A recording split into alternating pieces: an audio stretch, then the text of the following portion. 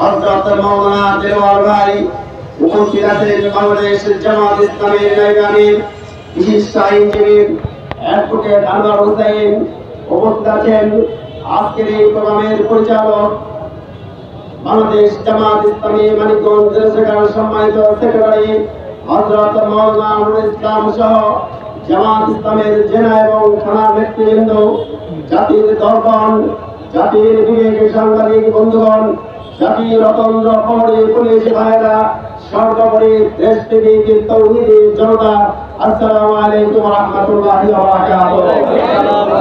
আমরা যে 5 দফা দাবি নিয়ে ময়দানে নেমেছি, এই 5 দফা দাবি পূর্ণ হওয়ার আগ পর্যন্ত আমরা ময়দান ছেড়ে যাব না। আগামী নির্বাচনে আমরা দাঁড়িপাল্লাকে বিজয়ী না করে আমরা ঘরে ফিরে যাব না। আগামী নির্বাচনে আমরা জামাতের পরাজিত না করে আমরা ঘরে ফিরে যাব না।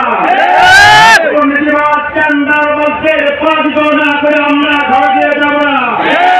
সম্মানিত ভাইরা, আসুন আমরা যে দাবিতে ময়দানে নেমেছি, এই দাবিতে আরো বেশি জোরালো ভূমিকা পালন করার জন্য আগামী দিনে যত কর্মসূচি আসবে, সমস্ত কর্মসূচি আমরা যথাযথভাবে পালন করবো ইনশাআল্লাহ।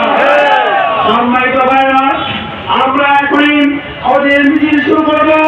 মিছিল শেষ করে আমরা করে নামাজ পড়বো ইনশাআল্লাহ।